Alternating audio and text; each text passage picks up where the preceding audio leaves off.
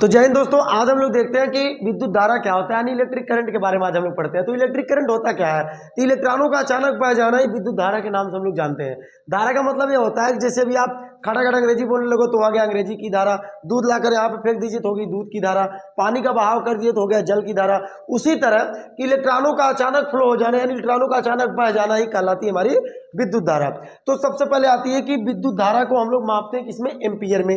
तो बात ये आती है कि एम्पियर में जब विद्युत धारा को हम लोग मापते हैं तो विद्युत धारा को मापा जाता है एम्पियर में। तो एक एम्पियर में कितना इलेक्ट्रॉन होते हैं, मतलब एक एम्पियर में कितना इलेक्ट्रॉन होते हैं? तो एक एम्पियर में जो इलेक्ट्रॉन होते हैं हम लोग लिखते हैं 625 में जीरो बढ़ा करके फिर ऐसे 15 डे जीरो बढ़ा देते हैं। तो ये आपका हो गया 15 जीरो 1 2 3 4 और यानी 625 लिख के जीरो लिख करके 15 डे हम लोग क्या कर देते हैं? जीरो बढ़ा देते हैं। तो एक एम्पियर में इतना इलेक्ट्रॉन, इसको शॉर्टकट में हम लोग लिख सकते हैं 6.25 गुणे 10 की पावर 18 इलेक्ट्रॉन, यानी एक एम्पियर में इतना इलेक्ट्रॉन प्रवाहित होता है। अगर आपसे पूछा जाए एक एम्पियर में कितना इलेक्ट्रॉन प्रवाहित होता है तो एक एम्पियर में 6.25 गुणे 10 की पावर 18 इलेक्ट्रॉन प्रवाहित होती है। तो अब सोचो कि इलेक्ट्रॉन एक एम्पियर में इतना इलेक्ट्रॉन होता है। अब बात आती है कि इलेक्ट्रॉन आगे बढ़ता कैसे है, इलेक्ट्रॉन आगे जाता कैसे है? तो इलेक्ट्रॉन आगे कैसे जाता है? वोल्टेज उसको धकेलती है।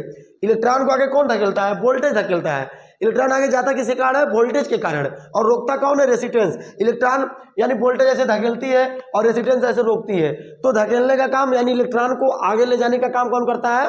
वोल्टेज करता है। और इलेक्ट्रॉन को रोकने का काम कौन करता है? रेजिस्टेंस यानी प्रतिरोध रोकती है।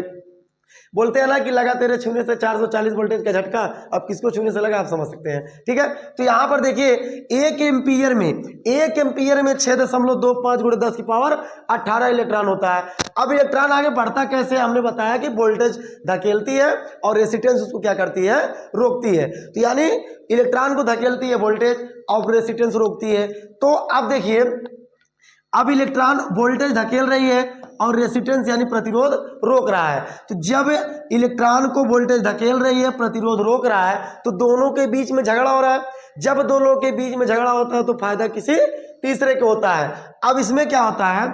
जब वोल्टेज इलेक्ट्रॉन को ले जाती है और रेजिस्टेंस उसको रोकती है तो बीच में हम लोगों ने टंगस्टन का तार, अगर देखो जब वोल्टेज ले जाए धकेली और प्रतिरोध रोकती है तो उन दोनों के बीचों में क्या होता है? पिसाता कौन है? इलेक्ट्रॉन। अब इलेक्ट्रॉन बेचारा क्या करे? इधर से वोल्टेज धकेल रही है, उधर से रेजिस्टेंस उसको रोक रहा है, तो बीच में पिसा कौन रहा है? इलेक्ट्रॉन। अब दो लोग के बीच में हो रहा है झगड़ा, तो वहां पर अगर टंगस्टन का तार लगा देते हैं यानी उसको करंट दिया जाता है तो वो क्या करता है? देखिए झगड़ा करने का स्टाइल सबका अलग होता है। अब दो लोग के बीच में झगड़ा हुआ तो हमने अभी बताया फायदा किसी तीसरे को होता है। तो झगड़ा करने का स्टाइल सबका अलग होता है। कोई गुस्से में एकदम पूरा छटकने कूदने उदने लगता है, कोई मारने पीटने लगता है। तो यहाँ पर जब हम टंगस्टन के तार लगा दिए, टंगस्टन का तार, सबसे पहले कौन सा तार आता है? टंगस्टन। अगर जब वोल्टेज धकेलती है और प्रतिरोध उसको रोकती है, अगर हम वहां पे लगा दे टंगस्टन के तार तो ये गुस्से में क्या करता है? जलने लगता है। तो हम लोगों ने क्या किया? अच्छा तुझे गुस्सा देंगे तो तू जलेगा। अब हम लोग को क्या समझ आया कि अगर टंगस्टन के तार को जैसे ही हम लोग गुस्सा देंगे यानी जैसे ही उसमें करंट देंगे तो वो क्या करने लगेगा? जलने लगेगा। इसलिए इसको कहां पे लगा देते हैं? विद्युत बल्ब में। तो विद्युत बल्ब में कौन सा तार लगा रहता है? टंगस्टन का तार लगा रहता है। इसके बाद क्या करते हैं? जब वोल्टेज धकेलती है और प्रतिरोध रोकता है, अगर बीच में लगा दें हम लोग नाइक्रोम का तार, हमने अभी बताया ना गुस्सा करने का गुण सब में अलग अलग होता है। तो अगर हम लोग उसमें नाइक्रोम का तार लगा दें तो नाइक्रोम का तार क्या करती है? गुस्से में पूरा हीट हो जाती है, गर्म हो जाती है। तो हम लोग सोचे अच्छा अगर तुझे गुस्सा दिलाएंगे यानी अगर तुझे करंट देंगे तो तू क्या करेगा? गुस्से में पूरा हीट हो जाएगा, गर्म हो जाएगा। तो हम लोग नाइक्रोम की तार को कहाँ लगा देते हैं? हीटर में लगा देते हैं। समझ में आया? यानी नाइक्रोम की तार को हीटर में लगाई जाती है। हीटर में क्यों लगाता है? जब वोल्टेज और प्रतिरोध यानी वोल्टेज और रेजिस्टेंस के बीच में जब झगड़ा होता है तो जब नाइक्रोम को करंट दिया जाता है तो वो गुस्से में पूरा गर्म हो जाता है। इसीलिए बोला जाता है कि गुस्सा मत होया करिए, नहीं तो फायदा किसी तीसरे को होगा। तो देखिए नाइक्रोम को गुस्सा हमने दिलाया यानी करंट दिया, तो ये नाइक्रोम क्या की? गुस्सा लेने के बाद ये पूरा एकदम हीट हो गई, गर्म हो गई। तो हम लोगों ने इसको कहाँ लगा दिया? ले जाकर के हीटर में लगा दिया, मरकरी में लगा देते हैं। ठीक।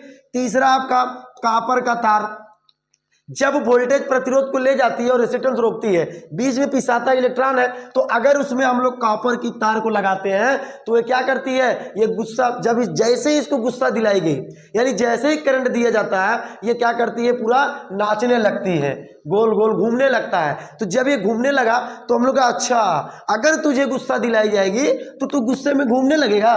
तो इसको कॉपर की तार को हम लोग लगा देते हैं पंखे में। कॉपर की तार को हम लोग क्या कहाँ लगा देते हैं, पंखे में लगा देते हैं। तो ठीक है, कुछ समझ में आया। अगर आपसे पूछा जाए कि विद्युत धारा किसे कहते हैं, तो इलेक्ट्रॉनों का अचानक फ्लो हो जाना ही विद्युत धारा कहलाती है, जो बुक की भाषा में आप बोलते हैं कि आवेश के प्रवाह की दर को विद्युत धारा कहते हैं। अब इसमें अगर आपसे पूछा जाए कि 1 एम्पीयर में इलेक्ट्रॉन कितने होते हैं, तो 1 एम्पीयर में 6.25 गुणे 10 की पावर 18 इलेक्ट्रॉन होते हैं। अब इसके बाद करंट 2 प्रकार का होता है, एक एसी होता है, एक डीसी होता है। इसके लिए हम आपको नए वीडियो ला देंगे। अब थोड़ा सा हम लोग ये पढ़ते हैं कि फेज और न्यूट्रल का होता है। फेज क्या होता है, न्यूट्रल का होता है। तो यहाँ पे आप ध्यान देंगे कि फेज और न्यूट्रल होते क्या है। फेज और न्यूट्रल के बारे में हम लोग पढ़ते हैं। फेज और न्यूट्रल के बारे में हम लोग पढ़ते हैं, ठीक है। फेज और न्यूट्रल यही रहा क्या। तो अब हम लोग पढ़ते हैं फेज और न्यूट्रल के बारे में। तो फेज और न्यूट्रल क्या होता है, जैसे जब कोई तार, देखो फेज होता है गर्म, इसको हम लोग लाइव तार बोलते हैं, यानी जिंदा तार बोली जाती है। फेज को बोला जाता है लाइव तार यानी जिंदा तार, और न्यूट्रल को बोला जाता है ठंडा, मतलब इसको ब्लैक से, मतलब काले रंग से दर्शा देते हैं, जिसको ठंडा बोला जाता है, ठीक है।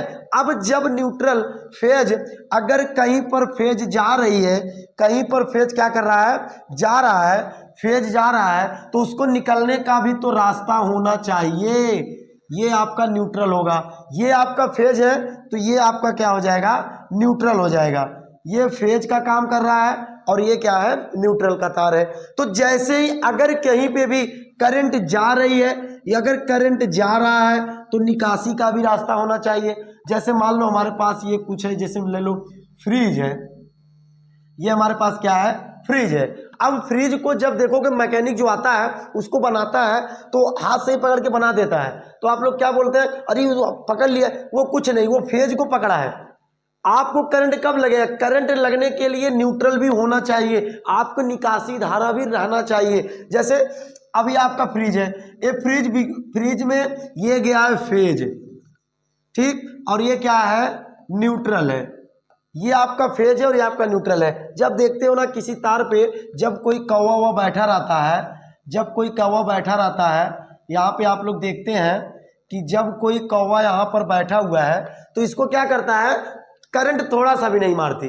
जैसे ही कौवा इस फेज वाले तार पर बैठा है तो कौवा इसको करंट मारती ही नहीं है, लेकिन जैसे ही कौवा चकर मकर किया, थोड़ा सा भाई इसका न्यूट्रल में टच हुआ, तुरंत ही वहीं पे निपुट जाता है, मर जाता है तुरंत। तो उसी तरह जब फेज है, अब फेज से करंट आई है, ये करंट जा रहा है और यहाँ से न्यूट्रल से करंट बाहर आ रहा है, तो जैसे ही अगर आप फेज को टच किए तो आपको करंट नहीं मारेगी, लेकिन जैसे ही न्यूट्रल टच हुआ तुरंत आपको करंट मार देगी।